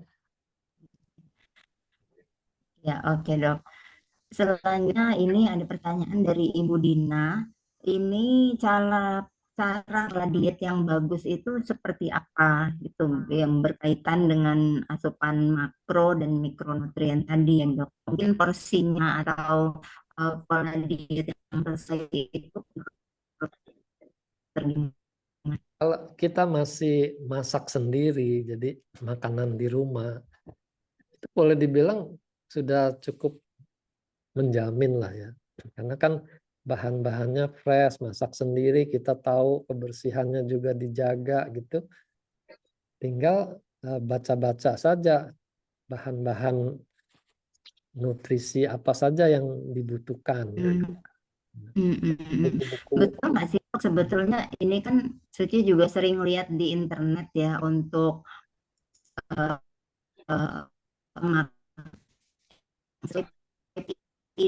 di mana karbohidrat itu satu kepal tangan, kemudian protein itu satu telapak tangan, kemudian sisanya sayuran. Nah, ini kan kondisinya sebetulnya kebanyakan orang beda, justru karbohidrat yang banyak dok, protein di nah, ini dok. Ya, itu pedoman memang untuk mengimbangi kondisi yang abnormal tadi gitu ya. Tapi kita juga nggak bisa langsung berpegang bahwa ini pedoman yang harus diikuti seluruh dunia gitu. Karena aktivitas orang kan juga beda-beda.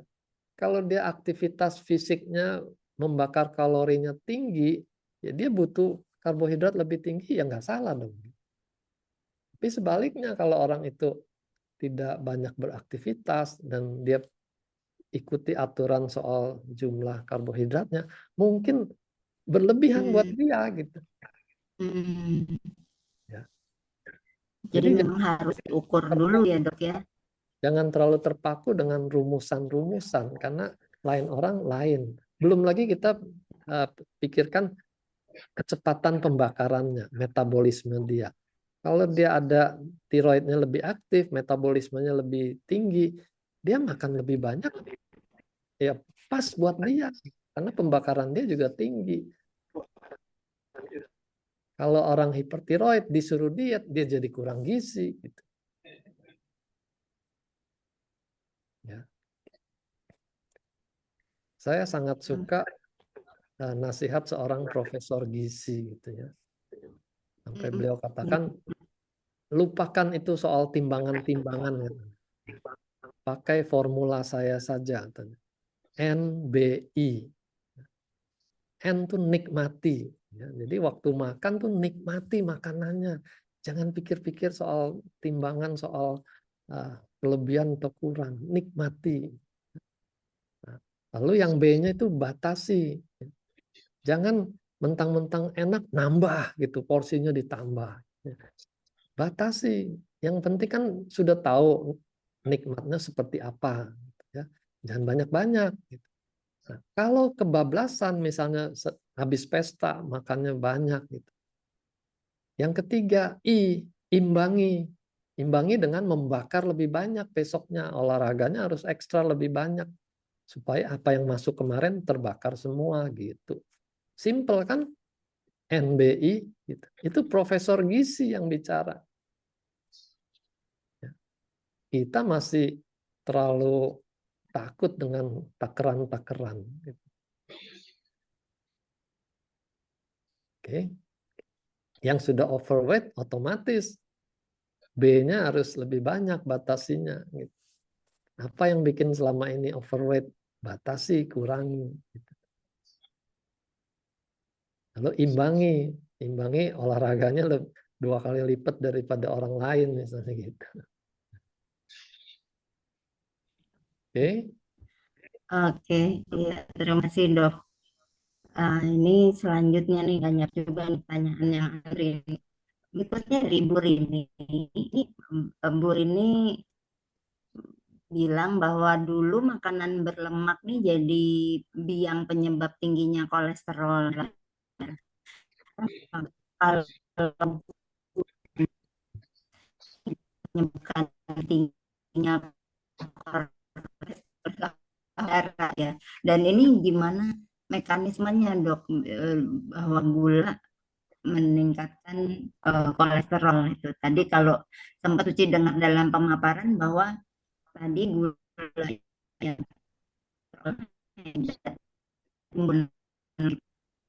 Ya. Tadi gula kalau tinggi itu insulin akan meningkat. Nah, kalau dia tidak terpakai untuk membakar gula itu jadi insulin resisten itu dia akan mengubah makanan jadi timbunan lemak gitu. Jadi lemaknya akan meningkat. Nah, dari situ nanti salah satu LDL-nya akan meningkat. Lalu gula itu juga sekarang disoroti itu sebagai penyebab peradangan kronis. Nah, kalau lemak ketemu dengan peradangan, dia teroksidasi, dia akan mulai jadi masalah bikin aterosklerotik, jadi bikin plak-plak numpuk di dinding pembuluh darah tuh mengeras dan bikin mampet gitu ya. Jadi itu kaitan antara lemak, gula, dan peradangan. Gitu. Nah, kita mesti atasi tiga-tiganya. Lemaknya jangan berlebihan, dipilih minyak yang omega 3-nya lebih tinggi gitu. Lalu gulanya tuh sesuai dengan kebutuhan beraktivitas ya. Dan antioksidannya sebagai anti radang kita tambahkan gitu. Yaitu dengan menambah sayur dan buahnya ya. Terus kalau untuk kolesterol ini dalam darah meningkat ini dok, apakah selain titik utama yang di blow, mungkin ada titik tertentu yang memang harus ditambahkan untuk biar supaya kolesterolnya bisa terurai? Kolesterol tuh di metabolisme dan diproduksi juga tuh di liver gitu ya. Jadi kita blow livernya supaya metabolisme di liver tuh lebih aktif, pembuangan kolesterol LDL-nya juga lebih tinggi gitu. Lalu karena dia nanti menumpuknya di pembuluh darah, kita perlu blow pembuluh darah, bukan hanya di lipatan-lipatan gitu. Kalau titik umum itu kan hanya di lipatan. Nah, ini pembuluh darah kan bisa bikin sumbatan di jantung, ya kita blow lebih banyak area jantung, area yang ke otak gitu. Ya. Tergantung pemeriksaan yang sudah masuk itu mencurigai terganggu alirannya kemana gitu. Ya. Oke. Oh, oke, mudah-mudahan menjawab ya tadi Bu Rini ya. Selanjutnya ada pertanyaan dari Pak Sido. Ini dok untuk orang yang kecelakaan dan terjadi patah tulang rusuk di ban belakang. Apakah boleh di blow di bagian yang patah, Dok? Kalau resiko perdarahan aktifnya sudah tidak ada, boleh. Ya. Cuma kalau dia baru kejadian, kan ada kemungkinan masih ada rembesan darah, itu kita jangan blow. Nanti darahnya merembes terus, nggak kelihatan dari luar. Hmm. Ya, biasanya tuh perdarahan tuh hanya 3-4 hari udah berhenti. Ya. Kecuali lagi dia kalau ada kelainan pembekuan darah. Gitu. Hmm. Jadi untuk amannya seminggu tuh kita blow tuh udah aman biasanya. Jadi tunggu kurang lebih sampai 1 minggu gitu ya, Dok. Ya kalau cari amannya. Tapi kalau bisa Ya, pastikan ini nggak ada biru-biru, nggak ada nggak ada darah darah dalam. itu boleh aja. Langsung juga nggak apa-apa. Oke, pertanyaan selanjutnya, Bu beli ada anak usia 11 tahun, riwayat dropenia lagi. Nah, ini kalau di Indo itu di daerah mana? Dan kemudian apakah aman kalau dia suka kegiatan olahraga seperti sepak bola? Nah, ini apakah bisa menambah faktor resiko alerginya ini atau mungkin boleh olahraganya? Tadi dari siapa? Cahya Dewi ya? Putus-putus. Beda- Pertanyaannya siapa?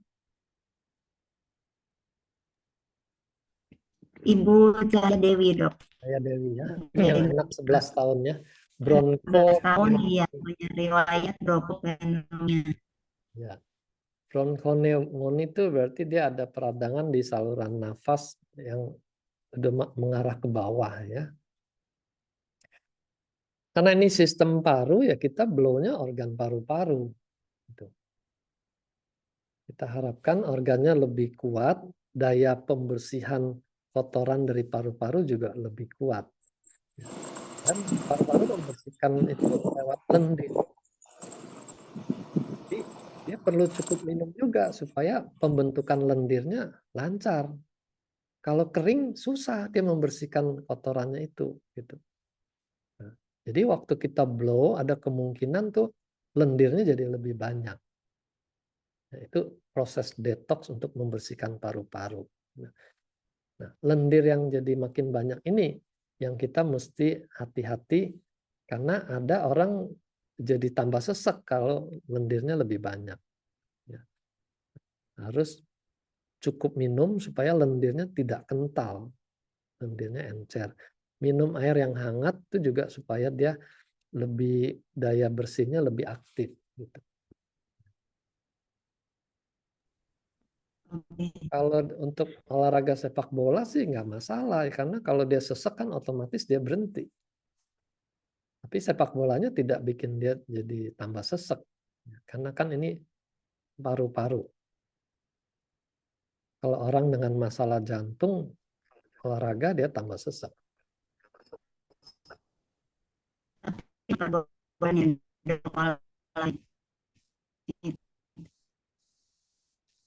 Nggak jelas sih. Sedih boleh, Dok, untuk olahraganya itu masih diperbolehkan ya. Boleh, boleh. Kalau orang asma itu disarankan olahraganya renang. Karena dia renang itu menguatkan juga otot-otot pernafasan, otot-otot dada. Kalau sepak bola kan yang kuat otot kaki. Gitu. Terus kedua, renang itu dekat dengan permukaan air tuh banyak uap airnya. Sehingga otomatis saluran nafasnya tuh lebih lembab. Sehingga pembentukan reak juga jadi lebih gampang. Apalagi kalau berenang di air laut. Gitu. Karena uap airnya juga mengandung garam, itu akan lebih punya daya mengesatkan. Jadi bengkak saluran parunya itu berkurang kena garamnya. Nah, itu manfaat olahraga secara khusus untuk penyakit-penyakit ada lagi ilmu. Nah ini menarik lagi nih, mungkin buat satu topik untuk kamu. Oke, ini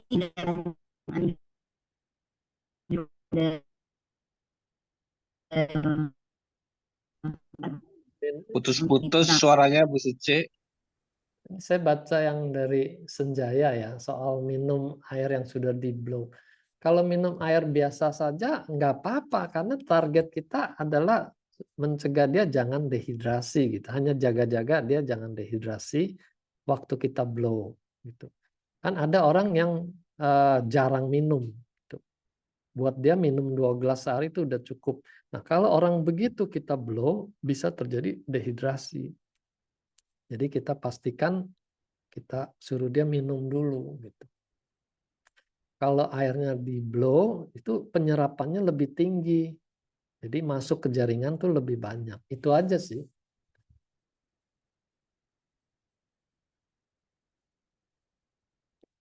Alat ukur untuk air yang sudah di blow dengan air biasa gitu ya. Saya nggak ada alat ukur, cuma saya ada metode membuktikan airnya tuh lebih berkhasiat gitu ya. Yang saya sarankan pakai daun teh kering itu ditaburkan. Kalau air yang sudah di blow itu dia punya daya larut lebih tinggi. Jadi tehnya akan lebih banyak keluar dibandingkan air biasa. Oke. Oke, jadi sebetulnya nggak masalah, hanya saja menggunakan air yang sudah di blow dengan air ini bisa memberikan banyak manfaat ya dok ya, Ya, karena maksimal menyerap lebih penyerapannya. banyak. Iya, dok, ini ada pertanyaan terakhir dari Ibu Susi. Ini beliau bilang bahwa pemakaian eye tracker ini salah satunya bermanfaat untuk menurunkan berat badan. Ini, tapi Susi malah naik dok berat badan. Justru ingin menambah berat badan. Ya bagus, karena tadi kan disinggung kita bisa tingkatkan limpa lambungnya sehingga penyerapan makanannya lebih bagus, pencernaan lebih bagus. Nah, tinggal jumlah makanannya. Kalau jumlahnya sudah lebih banyak, otomatis kan berat badannya naik. Gitu. Ya. Juga soal kekuatan paru itu juga penting untuk meningkatkan berat badan. Saya pernah baca di satu buku, orang itu paru-parunya lemah, jadi nggak pernah bisa gemuk. Gitu. Tapi begitu dia ikut senam pernafasan yang khusus untuk melatih nafas, itu timbangannya langsung naik gitu. Ya. Padahal jumlah makannya sama. Ya. Nah itu kebenaran di PCM tentang paru dan limpa lambung untuk kesehatan tubuh tuh terbukti pada kasus itu. Ya. Oke. Jadi nanti Iya. limpa lambung dan parunya bisa naik kok timbangannya. Oke. Ini yang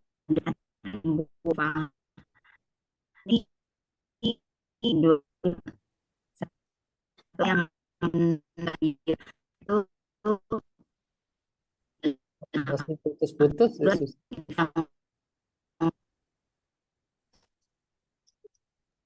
Saya jawabin yang Ibu Nadira ya. Tumor apa yang dioperasi malah Tuh, pasti enak deh, Duh. karena tumor itu kan berarti dia jinak kan. Mestinya tidak bikin kondisi memburuk gitu. Bu Nadira bisa langsung buka mic-nya.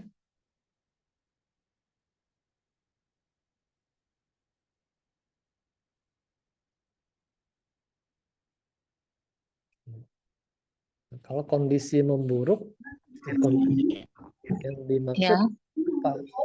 ya, halo dok. Ya, Ya, dok, ini dok, kebetulan ada keluarga teman. Cuma saya nggak kurang tahu juga ini katanya di sementara di rumah sakit mau dioperasi. Saya tanya dia apa penyakitnya, bilang ada tumor, mau dioperasi, tapi tiba-tiba keadaannya tambah memburuk begitu. Jadi saya ingin tanya apakah bisa di blow itu. Saya nggak tahu area mananya yang ada tumor gitu, tapi katanya mau dioperasi gitu.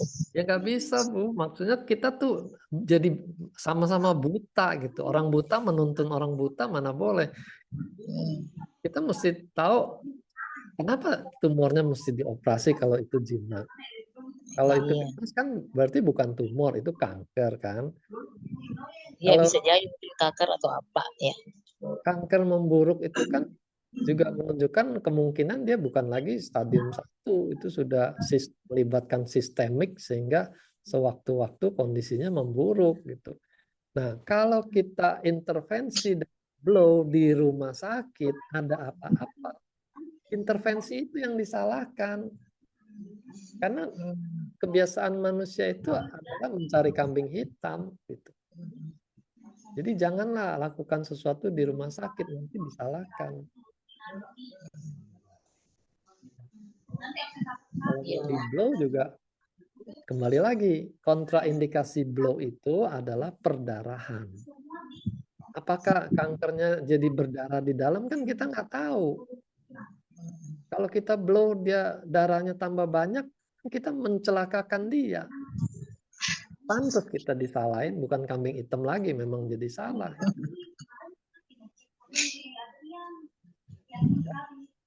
Jadi tidak ada pertanyaan yang gampang dijawab boleh atau tidak, iya atau tidak. Semuanya tergantung kondisi saat itu seperti apa. Oke. Oh iya, terima kasih dok.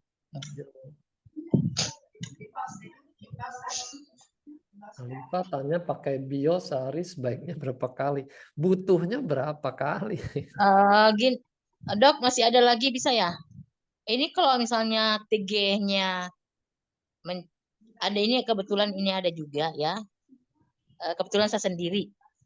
Ya, TG saya 545. Triglycerid Iya. 545.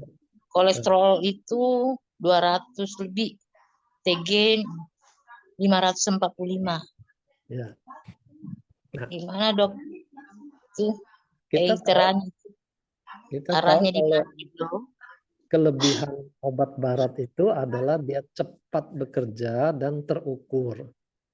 Jadi gunakan dulu obat medis yang tersedia sambil kita perbaiki 5 pilar dan kita blow ya livernya tadi untuk mempercepat metabolisme lemaknya gitu. Jadi semua harus dikerjakan berbarengan. Obat juga dimakan, 5 pilar diperbaiki, blow berjalan. Sekalian tadi menjawab pertanyaan kalau sudah sudah blow apa masih perlu makan obat? Berapa persen kemungkinan obatnya tuh bisa lepas obat gitu ya. Nah, ini juga pertanyaan yang tidak gampang-gampang dijawab. Ada obat yang sifatnya tuh memang hanya temporer. Kayak darah tinggi dimakan dia turun gitu kan, kalau nggak dimakan dia naik gitu. Nah, jadi jawabannya kita perbaiki 5 pilar, kita lakukan blow, turun nggak? Kalau turun, dosis obatnya dikurangi. Kalau tetap turun terus, bisa di stop. Kalau enggak, ya kita kombinasi obat jalan, blow berjalan, tapi kan dosisnya sudah berkurang, gitu. Efek sampingnya sudah berkurang. Ya. Jadi jangan melihat obat tuh seperti racun, gitu. Saya nggak mau makan obat. Ya kan ada plus minusnya. Kalau nggak makan obat, tensinya naik, pecah jadi stroke, bagaimana? Gitu kan? Plus minusnya kan ada di obat itu. Cuma kita perbaiki 5 pilar supaya harap-harap lepas obat gitu. Atau minimal dosisnya yang paling kecil gitu. Ya. Nah, itulah holistik, semuanya dipikirkan bersama-sama, bukan alternatif. obat atau blow, itu alternatif gitu ya.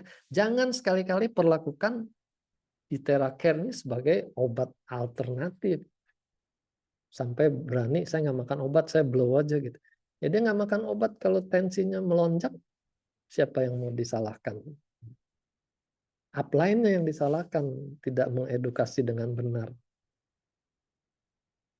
Iya, betul. Intinya juga kita kembali ke disclaimer juga ya dok ya, bahwa memang ada tidak menyembuhkan atau mungkin dapat mengobati penyakit itu, harus kembali ke fisiknya sebagai alat yang bisa membantu untuk mengoptimalkan Ya. kesehatan, tidak untuk menyembuhkan ya. Tapi disclaimer yang benar ya, karena tahu kondisinya, bukan disclaimer untuk sekedar menghindar gitu ya. Yang penting udah beli, kalau nggak sembuh ya memang ada yang sembuh, ada yang enggak, bukan begitu ya. Iya, iya. Harus bisa jelaskan kenapa nggak sembuh. Iya, oke. Baik, bagi semua, sepertinya dia sudah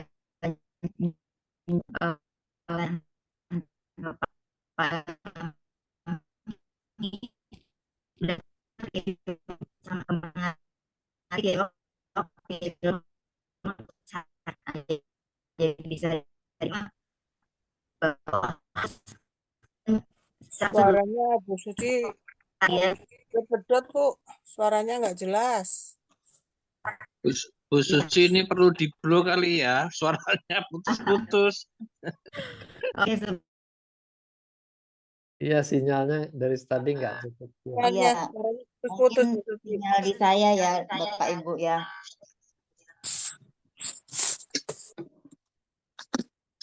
Iya, saya rasa mungkin dari pemaparan Dokter Wijaya malam hari ini sudah cukup jelas Bapak Ibu ya. Nanti kita ketemu lagi dengan Dokter Wijaya di kesempatan berikutnya. Dokter, mungkin ada sedikit yang ditambahkan untuk closing Zoom kita malam hari ini? Iya.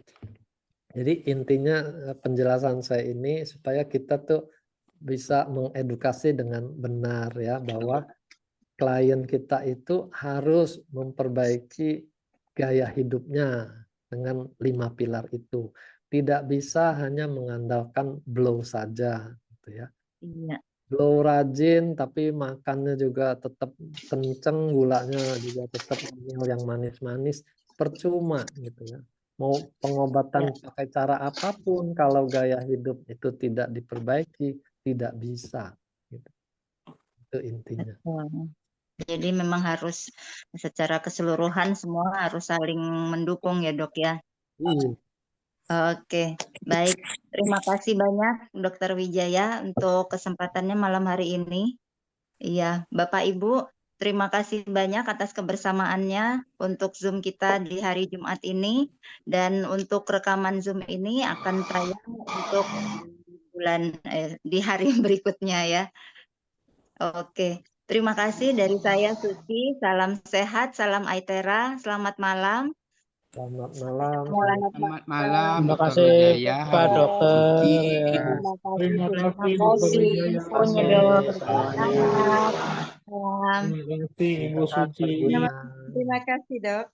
Terima Yo, kasih. sama. Terima kasih semuanya. Terima kasih semuanya. Yo, Terima kasih Dok. Terima kasih Dok. sama-sama.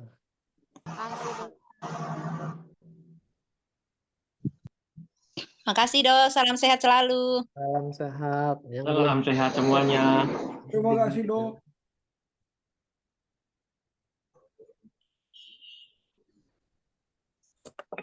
Oke, Suci close ya. Terima kasih. Selamat istirahat. Selamat malam. Selamat malam, Bu Suci.